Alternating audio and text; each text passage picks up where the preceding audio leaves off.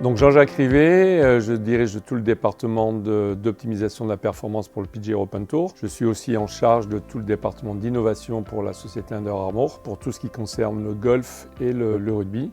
J'interviens à l'université d'Aix-Marseille dans le master d'ingénierie du sport que j'ai co-aidé à créer avec le doyen, le professeur Berton. Donc j'interviens systématiquement sur l'optimisation de la performance pour de nombreux athlètes de haut niveau, que ce soit des golfeurs, des rugbymen, coureurs automobiles, planchistes, snowboarders, surfeurs.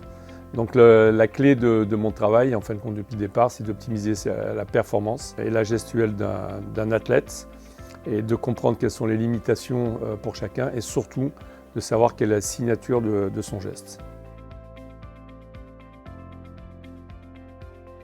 Je pense que c'est dans les années 90 où on a commencé à travailler ensemble avec Silas par rapport à l'équipe de France de football pour préparer la Coupe du Monde de foot de 98. C'est de l'innovation, c'est de toujours être à la pointe de ce qu'on est capable de faire avec des nouveaux matériaux, des nouveaux process et des nouvelles, on va dire, interconnexions de la connaissance de ce qu'est l'être humain et de comment il peut bouger. C'est toujours la manière de pouvoir transmettre.